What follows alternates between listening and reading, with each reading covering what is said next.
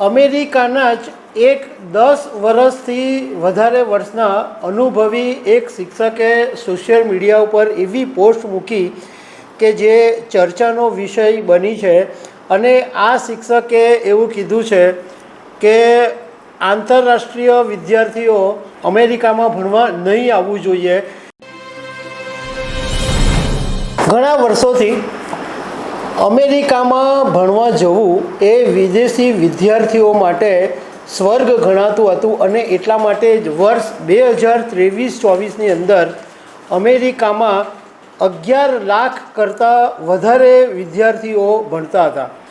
પરંતુ હવે અમેરિકાના જ એક 10 વર્ષથી વધારે વર્ષના અનુભવી એક શિક્ષકે સોશિયલ મીડિયા ઉપર એવી પોસ્ટ મૂકી કે જે ચર્ચાનો વિષય બની છે.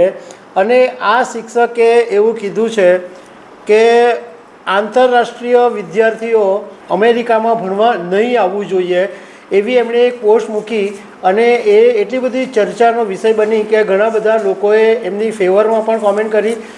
જો કે કેટલાક લોકોએ અમેરિકાનું સમર્થન પણ કર્યું છે કે અમેરિકા હજુ પણ ભણવા માટે સારો દેશ છે. તો આના વિશે તમારી સાથે વાત કરીશ. મારું નામ રાજેશ શાહ છે અને તમે જોઈ રહ્યા છો ગુજરાતના સૌથી મોટા ડિજિટલ ન્યૂઝ પ્લેટફોર્મ ખબરછે.com. અમેરિકામાં ભણવા જવું એ બીજા જે વિદેશના સ્ટુડન્ટ છે એના માટે સ્વપ્નું છે, એના માટે સ્વર્ગ છે. અને એટલા માટે પરિવારના લોકો પણ એવું ઈચ્છે કે યુએસ જઈને એમનું સંતાન ભણે. ઇવન ભારતના પણ લગભગ 2023-24નો જો આપણે આંકડો જોઈએ તો ભારતના 3,31,602 સ્ટુડન્ટ્સ અમેરિકાની અંદર ભણતા હતા. તો આ બતાવે છે કે અમેરિકાની અંદર ભણવાનો બહુ જબરજસ્ત ક્રેઝ છે અને ત્યાં આગળ લાઈફ બને છે, કેરિયર બને છે એવું ઘણા બધા લોકોનું માનવું છે.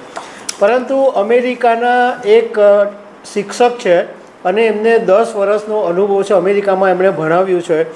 એમણે એક પોસ્ટ મૂકી સોશિયલ મીડિયા પર અને એમણે આંતરરાષ્ટ્રીય વિદ્યાર્થીઓને ચેતવણી આપી કે હવે તમે અમેરિકામાં અભ્યાસ કરવા માટે ન આવો.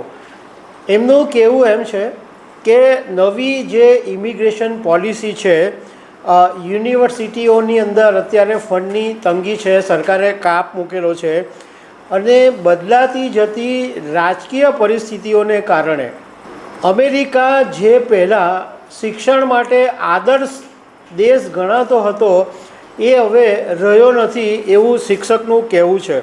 અમેરિકા જ્યારે ડોનાલ્ડ ટ્રમ્પ રાષ્ટ્રપતિ બન્યા અને એ પછી એમણે ઘણા બધા જે નિર્ણયો લીધા એમાંનો એક નિર્ણય એ પણ લેવામાં આવ્યો કે યુનિવર્સિટીઓમાં વિદ્યાર્થીઓનો જે વિરોધ છે અને એમની જે અભિવ્યક્તિની સ્વતંત્રતા છે એના ઉપર મોટો નિયંત્રણ મૂકી દેવામાં આવ્યો છે, જેને કારણે આંતરરાષ્ટ્રીય વિદ્યાર્થીઓ છે એ અસુરક્ષિત અનુભવી રહ્યા છે. અમેરિકાએ યુનિવર્સિટીમાં એવો નિયમ બનાવ્યો કે કોઈ પણ ઇન્ટરનેશનલ સ્ટુડન્ટ્સ હોય એ યુનિવર્સિટીમાં વિરોધ પ્રદર્શન કરી શકે નહીં, ચીનની કોમ્યુનિસ્ટ પાર્ટી છે એનું સમર્થન કરી શકે નહીં. આવા અનેક નિયમો મૂકવામાં આવ્યા છે. અને સાથે સાથે અમેરિકાની સરકારે એવી ચીમકી પણ ઉચ્ચારેલી છે કે જો કોઈ પણ સ્ટુડન્ટ આવી કંઈ પણ પ્રવૃત્તિમાં સામેલ થશે તો એમને ઇમિડિયેટ ડિપોર્ટ કરી દેવામાં આવશે. બીજું આ શિક્ષકનું કહેવું એમ પણ છે કે અમેરિકાની અંદર તમે અભ્યાસ પૂરો કરી લીધો એ પછી H-1B વિઝા છે એ મેળવવા હવે વધારે મુશ્કેલ બન્યા છે અને નોકરીની તકો જે અમેરિકામાં પહેલાં હતી એવી તકો હવે બહુ રહી નથી. બહુ જ ઓછી તકો હવે અમેરિકાની અંદર રહી છે. એટલે શિક્ષકે એમ કીધું કે આંતરરાષ્ટ્રીય વિદ્યાર્થીઓ માટે અભ્યાસ પછી અમેરિકામાં સ્થાયી થવાનું જે સપનું છે એની શક્યતાઓ હવે ખાસી એવી ઘટી ગઈ છે. હવે શિક્ષકે સાથે સાથે વિકલ્પ બી આપ્યો છે કે જો તમારે અમેરિકાને બદલે કેનેડા છે, ઓસ્ટ્રેલિયા છે કે યુરોપની અંદર યુનિવર્સિટીઓમાં ભણવા જવા પર વિચાર કરવો જોઈએ. કારણ કે આ બધા દેશો એવા છે કે જ્યાં ઇમિગ્રેશન પોલિસી છે એ થોડી સાનુકૂળ છે અને ખર્ચ પણ એટલો બધો નથી. હવે જ્યારે આ શિક્ષકે સોશિયલ મીડિયા પર પોસ્ટ મૂકી તો ઘણા બધા લોકોએ પોતાના મત વ્યક્ત કર્યા છે. એમાં એક યુઝરે લખ્યું કે હા, ખરેખર આવું ઘણું બધું અમેરિકાની અંદર થઈ રહ્યું છે, જે આંતરરાષ્ટ્રીય વિદ્યાર્થીઓને અનિશ્ચિતતામાં મૂકી રહ્યું છે. તો એની સામે એક યુઝરે એવું લખ્યું કે વહીવટી તંત્રએ ઇમિગ્રેશન અને પ્રોટેસ્ટ પોલિસી છે એ કડક બનાવી છે, એ વાત સાચી, પરંતુ અમેરિકા હજુ પણ આજની તારીખે ટોપ યુનિવર્સિટી અને ઇનોવેશનનું હબ છે, એ વાતને નકારી શકાય નહીં.